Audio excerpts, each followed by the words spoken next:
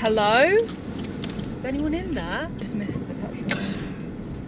I actually Put this in the okay video. today? Put this in the video. As a learner, what do you think I should be putting the most time into revision-wise? Practical or theory? Because you need to have passed your theory anyway to even book your practical test. Yeah. I would say focus on getting the theories passed and out of the way, and obviously all the knowledge you learn for the theory is going to be helpful for your practical lessons and just driving in general. So once you've passed that, you're going to definitely have a lot more knowledge than you did before. Don't think of the revision for the theory as just revision for the theory. It's for your driving knowledge in general, and it will help that whole journey. So yeah, of course. I'd say for your stage now, focus on the theory as well as your driving lessons. Obviously, if you're using the app, use the pass guarantee plan, because that will just structure everything for you. Yeah. And then if you have certain things you struggle with, for example passive perception, just spend that little bit more time on that. As you do mock tests and stuff, again, you'll find areas that you might find a little bit harder, so you can focus on those, and each time you'll get stronger in your knowledge and hopefully get that pass. Hopefully, Ollie. yeah. Rooting First for time, you. I hope so. Are you like bothered about what you drive, or are you just... Not in particular. I'd avoid a Mini Cooper or that. And yeah, nothing wrong. Nothing wrong with them, but not for you. there's some that I prefer. Yeah, I do like a VW Polo or something. You know. Yeah, that's a popular first car. You probably want it like a decent, like not too big, maybe for the first one. During your practical, what car were you learning in? I think it was a Corsa, you know. Was it a Corsa? But at the time I wasn't really into cars, so I didn't actually know. But You just rocked about in whatever. Yeah, I'm pretty sure I heard Yeah. someone mention a Corsa, but I couldn't be sure. So you didn't find it like impacted your first car then? No. Well, no. Yeah, my first car was I'm pretty sure it was a Fiesta, you know.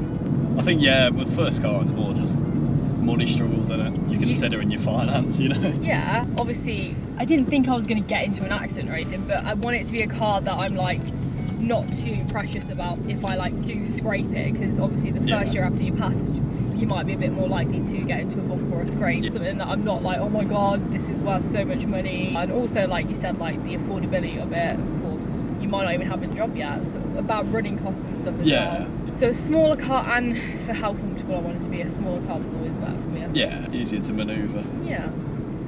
You said you're most nervous about roundabouts. Roundabouts, yeah. What is it about roundabouts?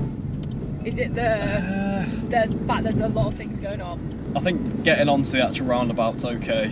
I think it might just be finding the right exit and indicating and making sure I'm in the right lane. All valid points. Yeah. There's a lot going on. Overwhelming. Yeah, I get you. To be I'm honest, stalling it in the middle of the roundabout. it's a dangerous place to stall, I'm not gonna lie. Yeah, exactly, yeah. But, you know, that's why you have driving lessons. With things like that, the more practice you have, the better.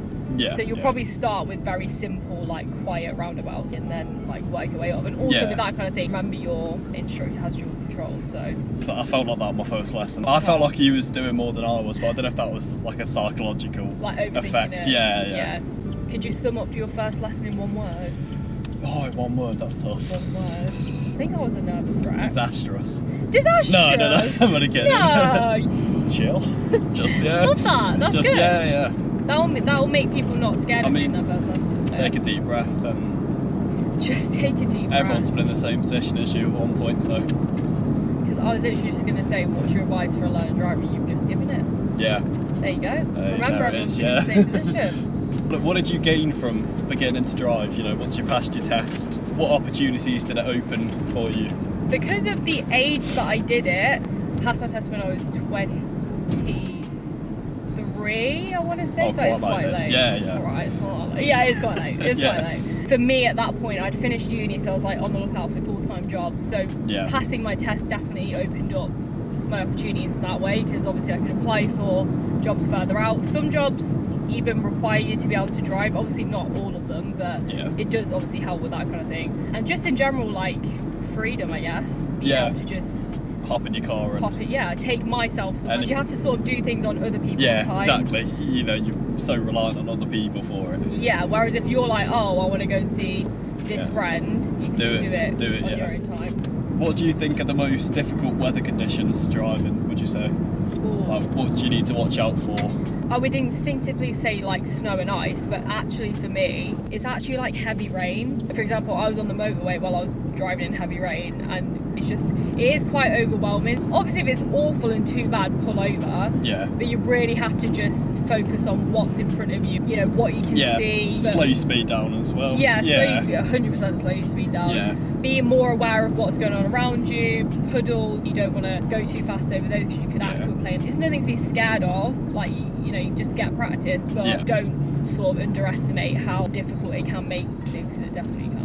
Having said that, to be honest, I think I was most scared to drive in like snow and ice. I'm not saying it's easy, but it was a lot easier than I thought. I expected the car to just go flying when you're on, especially like frosty roads or whatever it is. But I had more control than I thought, and I think when you take the right precautions, like going slow, being more aware of what's around you, like all of the correct precautions, you're not as out of control as you think you might be. Yeah. Okay. Obviously, again, it's just about getting practice and being more aware of what it actually feels like. But yeah, it wasn't as scary.